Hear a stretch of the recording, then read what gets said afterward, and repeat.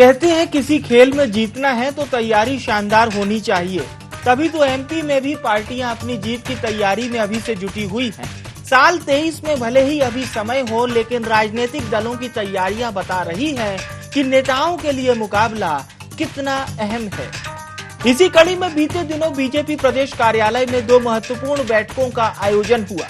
बैठक में बीजेपी के प्रदेश प्रभारी, संगठन महामंत्री सहित प्रदेश अध्यक्ष और सभी प्रवक्ता शामिल हुए। इसके साथ ही साथ बीजेपी के विधानसभा प्रभारियों की महत्वपूर्ण बैठक भी हुई। बैठकों के बाद बीजेपी प्रदेश अध्यक्ष ने इसे लेकर जानकारी साझा की। ये बैठक रूटीन है, ये बैठक हमारी चलती रहती हैं, इसलिए आगामी समय में संगठन काम के उन विधानसभाओं में सुदृढ़ीकरण, भारतीय जनता पार्टी की सरकार के द्वारा जो काम, गरीब कल्याण की योजनाएं, जो भारतीय जनता पार्टी का एक बड़ा आधार और हमारी ताकत है, हमारे मोर्चों से लेकर और भी जो हमारे सभी अभियान हैं, उन सारे मुद्दों पर इन विधानसभाओं में और गहराई से इन चीजों को नीचे कैसे उतारें, उसकी तैयारी पहले से भी है और अभी उसको और रणनीतिक तैयारी के साथ हमारे सभी प्रभारी जो लगातार काम कर रहे हैं, तो हम लगातार समीक्षा भी करते हैं और आगामी कुछ चीजों को जो इनपुट और उनको नीचे जो उतारना है, उनकी तैयारी आज हमने इन बैठकों में महत्वपूर्ण तौर पर की है। वहीं बीजेपी की बैठकों पर कांग्रेस तंज कसती नजर आई और साल 23 में कांग्रेस की सरकार बनने का दावा किया। 2023 की जो पगध्वनि उन्हें सुनाई पड़ रही है, उससे घबराहट है, बेचैनी है। बैठकों से डिलीवरी सिस्टम नहीं सुधरता है। सरकार जो वादे करती है वो जुमले निकलते हैं। जनता एक तरह से संकल्पबद्ध हो चुकी है कि अब बहुत हो चुका, निजात चाहिए, कुशासन से निजात चाहिए। 2023 विधानसभा चुनाव भले ही साल भर बाद हों, लेकिन दोनों पार्टियों की लगातार बैठकें और नेताओं के बयान मानो इसे और नजदीक कर रहे हैं। जो भी हो, अभी से हो रही मैराथन बैठकें और चिंतन इस बात का सूचक है कि अगले साल होने वाले पंचवर्षीय चुनाव बेहद ही कश्मकश भरे होंगे। कहना ना होगा कि आने वाले समय में सियासी बयानबाजियों और बैठकों का दौर बढ़ता ही चला जाएगा, लेकिन ये देखना बेहद ही दिलचस्प होगा कि साल 23 में इन बैठकों का फायदा आखिर किसे मिलेगा। Bureau report, IND 24।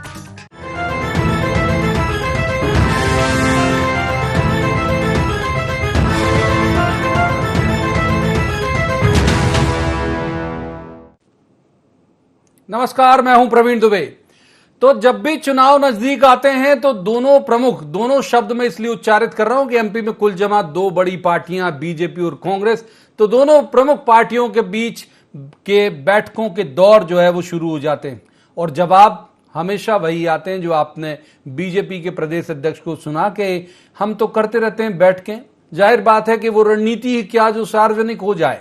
हालांकि जो खबरें बाहर आई वो ये आई कि जिन सीटों में पिछली बार बीजेपी बेहतर परफॉर्म नहीं कर पाई थी, उन्हें चिन्हित करके उनके एजेंडे वहां पर किस तरह से लोगों को अपने पक्ष में किया जाए, इस तरह की जो समझाइश और जो तालीम है वो प्रवक्ताओं को भी दी गई कि वो सोशल मीडिया के जरिए या फिर वहां डायरेक्ट जो मीडिया है उसके जरिए लोगों के मन में जितने भी तरह के सवाल हैं उनका जवाब देना शुरू करें। कांग्रेस को भी आपने इस पैकेज में सुना होगा, वो कह रहे हैं कि भाई उनके पास बताने को कुछ है नहीं और अब वो तंग आ गए, जनता उनसे तंग आ गई है, तो वो समझ नहीं पा रहे हैं कि तो क्या करें। तो इन्हीं सब मसलों पर हम एक बेहद खास पैनल के साथ करेंगे चर्चा। सबसे पहले आपको दिखाते हैं कि आज का जो एजेंडा है उसके मुख्य बिंदु क्या है। देखिए, मैराथन बैठकों से किसका होगा बेड़ा पार? क्या बीजेपी प्रवक्ता और विधानसभा प्रभारी देंगे बेहतर रिजल्ट? यह बड़ा सवाल है।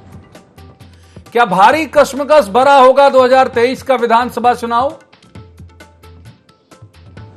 बीजेपी की मैराथन बैठकों का क्या काट निकालेगी कांग्रेस? क्योंकि कई बार ये सवाल भी किए जाते हैं कि जिस तुलना में बीजेपी आए दिन मीटिंग करती है, अलग अलग मोर्चा, प्रकोष्ठ, ये वो इन सब के साथ, तो क्या कांग्रेस के पास उसका जवाब है? तो बहुत सारे इन 4 तो प्रमुख हमने आपके तादात्म्य बनाने के लिए दिखा दिए। बहुत सारे होंगे बिंदु जिनको लेकर एक खास पैनल के पास जाएंगे, उनसे करेंगे सवाल। सबसे पहले मैं तारुफ करा देता हूं जो मेहमान हमारे साथ जुड़े हैं। हमारे साथ हैं गोविंद मालू, बीजेपी के वरिष्ठ नेता हैं, विद्वान प्रवक्ता भी हैं। बहुत स्वागत है गोविंद जी का। दूसरे मेहमान है भूपेंद्र गुप्ता, ये कांग्रेस के वरिष्ठ नेता हैं, विद्वान प्रवक्ता हैं। बहुत स्वागत है भूपेंद्र जी का भी। और तीसरे मेहमान है योगीराज योगेश, ये वरिष्ठ पत्रकार हैं, अच्छे राजनीतिक विश्लेषक हैं। योगीराज जी का भी बहुत बहुत स्वागत है। शुरुआत जाहिर तौर पर करेंगे मालू जी से ही। मालू जी, इतनी सारी मैराथन बैठकें आए दिन हो रही हैं, कांग्रेस कह रही है डर गए हो आप लोग, इसीलिए समझ नहीं पा रहे हो, क्या किया जाए? मालू जी। कांग्रेस को तो भारतीय जनता पार्टी को समझने में मनवंतर गुजर जाएंगे। अच्छा। भारतीय जनता पार्टी की रीति नीति, उसकी कार्य पद्धति को पहले अंदर बैठ के सीखना पड़ेगा। तो इनके जो लोग इस तरह की बात कर रहे हैं, उनको मैं आमंत्रित करता हूं कि आइए भारतीय जनता पार्टी बुला लिए साहब, और कितने बुलाओगे? इसका सिस्टम क्या है? नहीं, सिस्टम समझने के लिए। अच्छा, सिस्टम। आप आइए, बैठिए, हमारा खुला है फोरम, आप देखिए हमारा क्या सिस्टम है। ये बैठ के हमेशा चलती है भाई, ये कोई नई बात थोड़ी है कि अभी बैठक हो रही है। चुनाव 2023 में है, बैठक हो रही है, इससे पहले भी हो चुकी बैठकें, लगातार बैठकें होती है, लगातार हमारे कवायद चलती रहती है संगठन को ओवरराइडिंग की, उसको चाल और गति देने की, और संगठन के कई सारे अभियान आते हैं उसमें चलती रहती है। इसलिए कोई नई बात नहीं, इसमें आश्चर्य नहीं करना चाहिए कांग्रेस को। पहला सवाल, और भ्रम में भी नहीं रहना चाहिए कि डर गए, भ्रम में भी नहीं रहना चाहिए। हमें तो जनता से ही भय रहता है, बाकी किसी से भय नहीं रहता। बहुत सही। दूसरे मेहमान को इन कर लेते हैं। भूपेंद्र गुप्ता जी, आपको किसी तरह के भ्रम में नहीं रहना चाहिए। ये नियमित बैठक करते हैं, ऐसा कुछ नहीं है कि बैठक को लेकर चुनाव पे बात कर रहे हो, वो नियमित करते रहते हैं संगठन की कसावट के लिए। दूसरा, आपको न्योता दे रहे हैं मालू जी, किसी दिन घूमते टहलते बीजेपी दफ्तर हो आइए, वो कह रहे तब आप समझ जाओगे कि हम लोगों की बैठक का स्वरूप क्या होता है। भूपेंद्र जी। हम लोग ना तो गलतफहमी में हैं, ना जो है हम ये कह रहे हैं कि वो अपनी बैठकें क्यों कर रहे हैं। बैठकें अगर जो है जंगलों में होती हैं जहां पर कोई सिग्नल नहीं आता, तो इसका मतलब है कि इतनी घबराहट किस बात की है। अगर बैठ के आपकी जो है टूरिस्ट स्पॉटों पर होकर जो है पर्यटन और भ्रमण हो रहा है, तो ये तो आपको बताना पड़ेगा कि भैया बैठकों में क्या कर रहे हो आप, वहां पे क्या जो है उसका परिणाम सामने आ रहा है। और आप प्रवक्ताओं की जब बैठक कर रहे हैं तो उन्हें क्या बताओगे, कितने झूठ बुलवाओगे? क्या प्रवक्ता जी बोल देंगे कि साहब जो है आपने अभी महाकाल लोक बनाया और 10 दिन के अंदर वहां पर जो है लोकायुक्त की इंक्वायरी चालू हो गई, उसमें भी अपना खेल कर दिया, भगवान जी के काम में भी इधर का उधर हो गया माल। ठीक है। तो जब तुम आप इसका जवाब कैसे दोगे? अगर गांव-गांव में जो है गेहूं नहीं पहुंच रहा है, खाद्यान्न नहीं पहुंच रहा है, चावल खाने पड़ रहे हैं लोगों को मजबूरी में, तो आपके प्रवक्ता मीटिंग कितनी भी कर लो, समोसे खिलाओ, लेकिन उससे जो है जवाब क्या दोगे आप? ठीक है। ये तो गांव-गांव के लोगों को मालूम है कि उन्हें गेहूं नहीं मिल रहा, उन्हें चावल मिल रहा है, उन्हें चिकित्सा नहीं मिल रही। आपके मुख्यमंत्री जी 3 बार और आपका चिकित्सा मंत्री प्रभुराम चौधरी 3 बार जो है प्रेस के में मीडिया में आके जो है कि ये बोल चुके हैं कि ऐसा एक अस्पताल नहीं है जहां पर जो है हमारा डॉक्टर नहीं है। आप गिनती करवा दें। हम बहुत पहले सवाल में आपको दिया, योगीराज जी को इन कर लेते हैं। योगीराज जी को इन कर लेते हैं, फिर आऊंगा सर आपके पास। योगीराज जी, ये जो बैठकें लगातार चल रही हैं, बैठकों में कौन आगे कौन पीछे, ये तो खैर ये बहुत अर्ली हो जाएगा इनको मार्कशीट देना। ठीक तैयारी दोनों में से किसकी ज्यादा दिखती है आपको? देखिए प्रवीण जी, वर्तमान सीनेरियो की यदि बात करें तो भाजपा बहुत आगे नजर आती है, और संगठन की दृष्टि से भी संगठन को कैसे मोबिलाइज किया जाए इस मामले में भाजपा कांग्रेस से बहुत आगे है। और एक अपने मालवी भाषा में शब्द होता है कि कार्यकर्ताओं को चाले लगाने के मामले में भाजपा बहुत आगे है, क्योंकि क्या उनका जिलाध्यक्ष तक पूरे समय एंगेज रहता है। जी, मतलब पत्री खूब कराते हैं। जी, मतलब कहीं ना कहीं कैसे उनको एंगेज किया जाए इस मामले की मास्टर है भाजपा। एक बात ये जरूर लगता है, बार बार इतनी सारी बैठकें होती हैं और बैठकों का सार करीब करीब यही निकल के आता है कि साहब कार्यकर्ताओं को टिप्स दिए गए, बेहतर रणनीति बनाई गई, 2023 की तैयारी की गई, संगठन और सत्ता के बीच समन्वय का काम किया गया।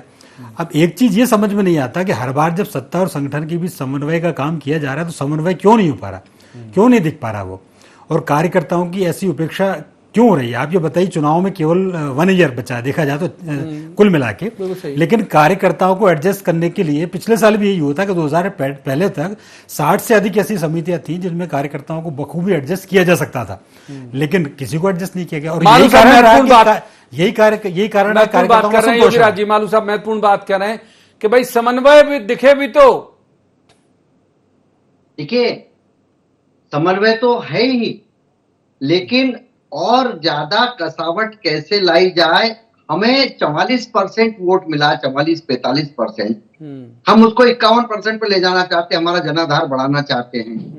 हम क्या बैठकों में करते हैं, ये इन हाउस बैठक है। अब हमारे मित्र कह रहे थे कि आप जंगल में क्यों करते हैं, हम वहां क्यों करते हैं। हम 5 स्टार होटलों में बैठक नहीं करते हैं, हम किसी घर बैठक नहीं करते, हम निर्देश नहीं लेते किसी एक आदमी से, कोई दिल्ली में बैठा हुआ कि वो बोलेगा तब उठेंगे, उसके बाद गिरेंगे। देखिए, हमारे यहाँ जिस फोरम पर बैठक होती है उसमें सभी लोग, कोर ग्रुप हमारा पूरा समाहित होता है, अनेक बिंदुओं पर बात होती। कोई जरूरी थोड़ी कि केवल यही चुनाव है, इसके अलावा बहुत सारे काम है। हमारे जनाधार कैसे बढ़े, 51% अब कैसे जाए। दूसरी बात यह है कि हम क्या सिखाए प्रवक्ताओं को, क्या जवाब देना, ये आपके झूठ का खुलासा तो हम सच्चाई बता के करते हैं। कांग्रेस कितने भी झूठ बोले, हम उसको सच प्रेम में लेकर, ठीक है भूपेन जी, सामने सत्य और निष्ठा के साथ बोलते हैं, तभी लोग हमको प्रतिसाद देते हैं। ठीक है सर, मोटी बात आ गई आपकी। भूपेन जी, जो मूल बात है वो ये है कि एक शब्द तो बहुत अच्छे गढ़ती बीजेपी, इसमें दो राय नहीं। हिंदी का मैं भी बड़ा प्रेमी, रसिक और भावुक व्यक्ति हूं। आकांक्षी सीटें इन्होंने एक शब्द तय किया, ये वो है जो पिछली बार आपके खाते में गई थी। आकांक्षी सीटों के लिए भी बहुत सारा इन्होंने वो बनाया है टारगेट। तो लगता है कि इस बार खींच पाएंगे ये लोग वापस आपसे।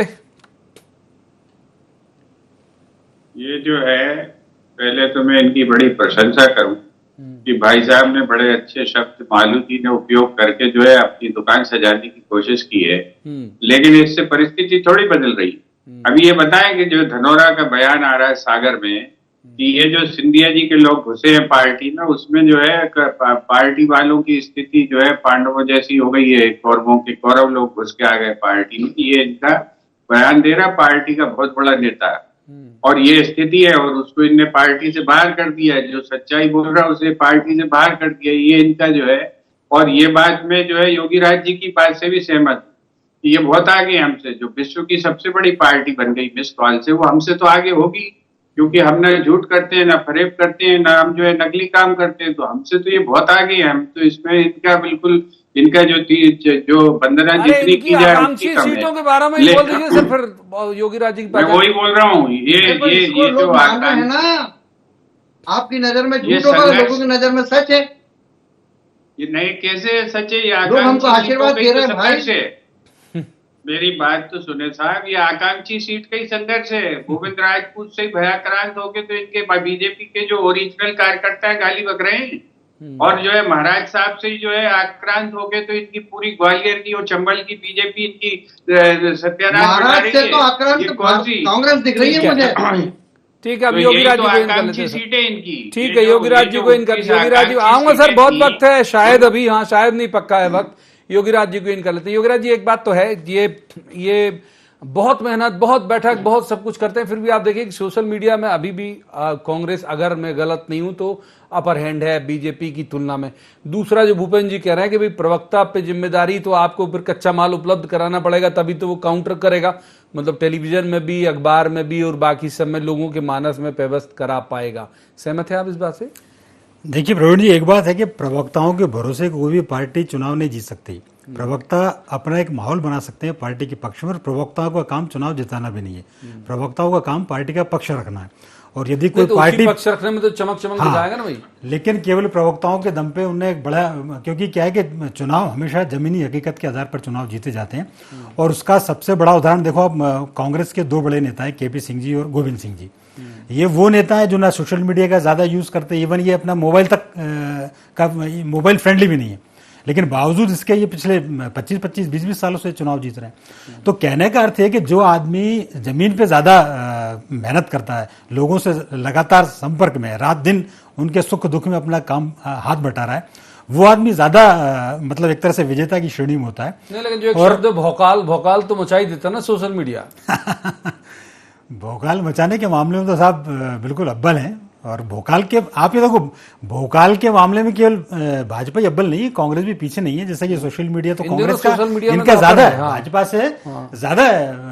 कांग्रेस की जो आईटी सेल है वो भाजपा से ज्यादा एक्टिव, और इसकी तारीफ खुद कमलनाथ जी भी कई बार कर चुके हैं। हाँ नहीं, एक बार पार्टी में चिंता जताई गई, वही सवाल लेके मालू जी के पास चलते। मालू साहब, जो ये बात, इसमें कोई दो राय नहीं है, ठीक है जमीनी मुद्दे चुनाव जिताते होंगे, लेकिन भौकाल तो सोशल मीडिया में चाहता है।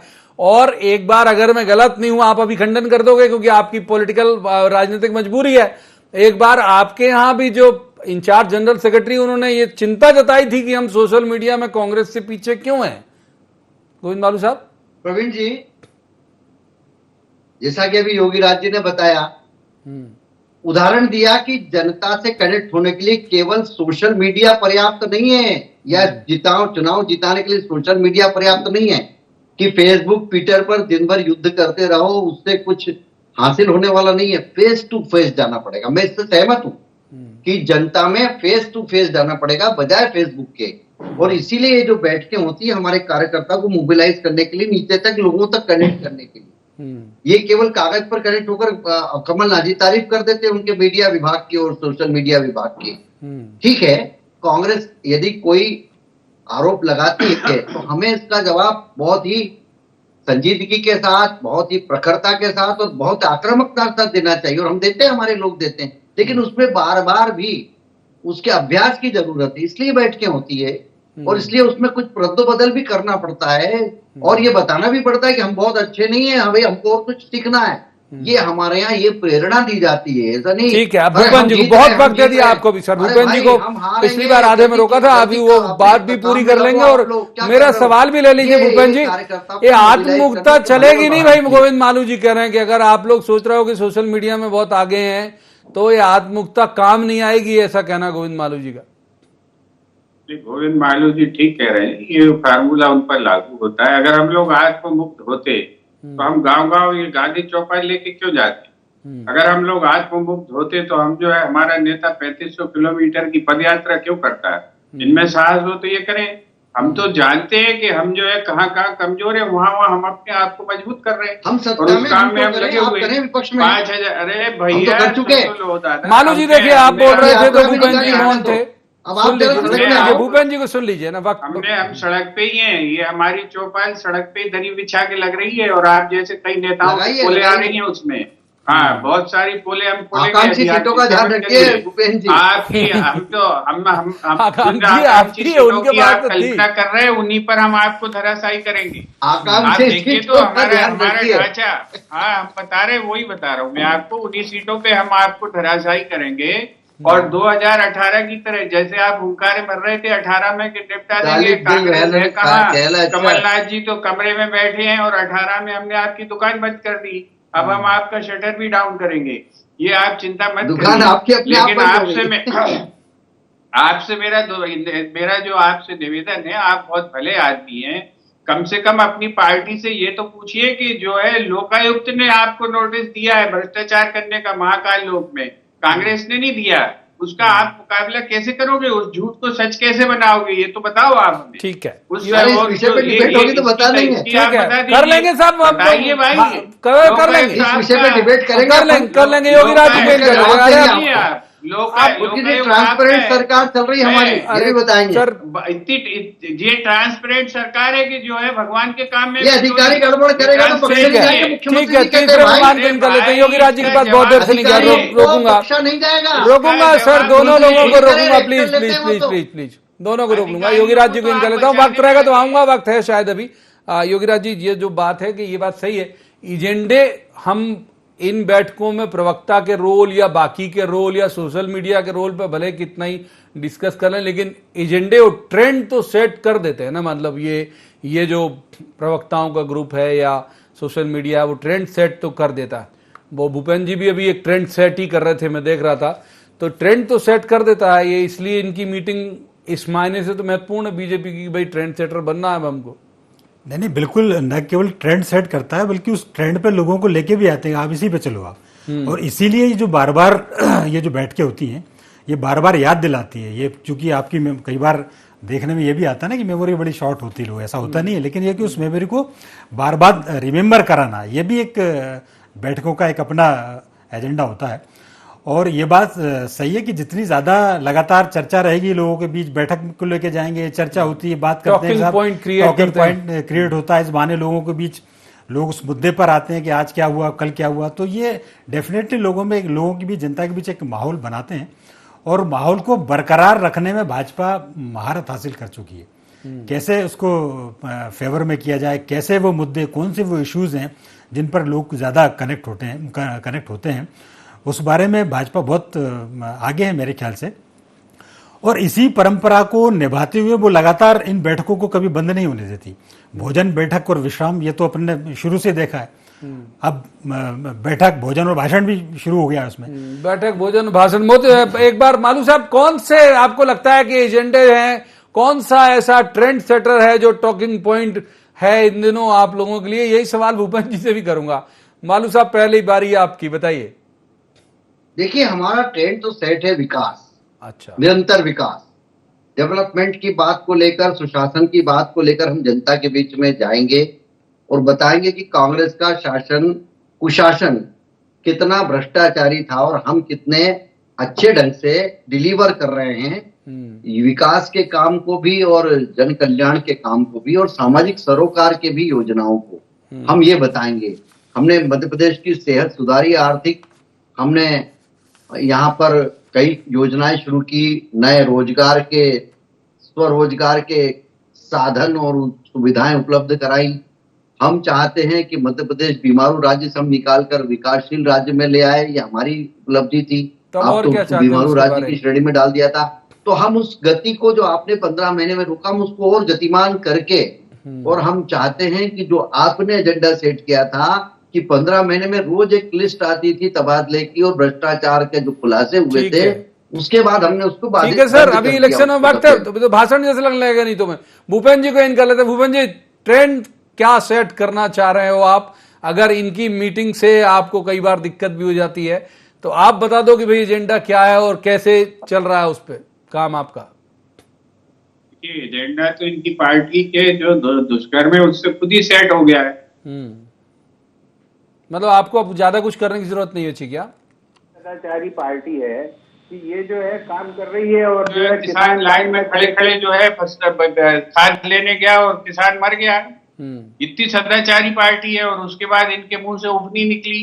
ये जो सदाचार ये कर रहे हैं, इस सदाचार के कारण ही एजेंडा सेट हो चुका है कि जनता कह रही है अब इनको भगाओ, ये पागल कर देंगे लोगों को खाना नहीं मिल रहा भाई। राशन की दुकान पे मुख्यमंत्री जी को कहना पड़ रहा है कि राशन की दुकान की चौटाई नहीं चलेगी। लाखों करोड़ों रुपए का राशन जो है गोल हो गया है। अब ये किस किस बात का जवाब देंगे? एजेंडा सेट, ये तो जनता की नजर में एजेंडा सेट हो, तो इन्होंने ही कर दिया। इतने कुकर्म किए, इतने पाप किए हैं कि एजेंडा सेट वो तो कह रहे हैं सब कुछ चमन कर दिया भाई। चोरों को पकड़ना एजेंडा सेट नहीं है, भ्रष्टाचारियों को पकड़ना एजेंडा सेट नहीं है। इनके मैं बिल्कुल करने नहीं देना है किसी को, खाने नहीं दूंगा। चमन की परिभाषा यही है कि अगर किसान लाइन में खड़े खड़े नहीं मरा तो फिर चमन किस बात का? यही तो इनकी डेफिनेशन है और ये परिभाषा बराबर बखूबी सेट कर रहे हैं पैटर्न। और इसी पैटर्न से जो है जनता इनको हराएगी, इसी पैटर्न से जनता समस्याओं की सरकार नहीं है, बाहर करेगी। अब योगी राज जी को इन कर लेते। योगी राज जी, इन्होंने जैसे इनका बिल्कुल पन्ना, पेज, प्रभारी, ये सब वहां तक चले गए। कांग्रेस भी अब कांग्रेस उसी शक्ल में आ रही है। मंडलम, सेक्टर इन्होंने भी तय किए कांग्रेस ने, जो पहले नहीं दिखते थे। ये परिवर्तन कैसे देखते हैं आप? नहीं, इस परिवर्तन पे आना ये उतना कारगर होगा जैसे इनका कारगर है? नहीं, बिल्कुल होगा कारगर। आपको वहां तक जाना ही पड़ेगा ना, आपको जिम्मेदारी फिक्स करनी पड़ेगी, आपको क्राइटेरिया तय करने पड़ेंगे। और ये जो छोटी छोटी बातें हैं, ये बड़ा इंपॉर्टेंट रोल प्ले करती हैं पॉलिटिकल क्षेत्रों में। आप देखो, जब एक पन्ना प्रभारी आप बनाते हो तो उसकी एक रेस्पॉन्सिबिलिटी भी आप तय करते हैं। फिर जब रेस्पॉन्सिबिलिटी वहां तक डिलीवर होती है तो उसके फिर परिणाम भी आते हैं। अब एक बात हो रही थी कि बहुत संक्षेप सर, हाँ, एक लाइन में मैं बोल रहा हूँ। खाद की बड़ी बात हो रही थी। खाद में जहां जिस किसान की मौत हुई है वो क्षेत्र दिग्विजय सिंह का पिछले 25 सालों से उस क्षेत्र में कांग्रेस का शासन है। तो डेफिनेटली ये बीजेपी की मतलब भाजपा शासन की गलती है, लेकिन रोकना पड़ेगा मुझे, क्योंकि इतना ही वक्त मुकर्रर था आज की इस चर्चा के लिए। मुझे यहीं पर तीनों मेहमानों का शुक्रिया अदा करना पड़ेगा। लेकिन जो एक शब्द है कि प्लानिंग से बहुत ज्यादा कुछ होता नहीं। प्लानिंग मददगार बेशक हो सकती है, लेकिन एग्जीक्यूट कैसे हो रही है सब कुछ उस पर निर्भर करता है। तो दोनों पार्टियां कर रही हैं प्लानिंग, मीटिंग, बैठक, और जैसे मैं अक्सर कहता हूं कि भाई हमको इंतजार करना पड़ेगा 2023 का कि किसकी प्लानिंग बहुत बेहतर तरीके से एग्जीक्यूट हुई। आज के एजेंडा में इतना ही। आप देखते रहिए IND 24।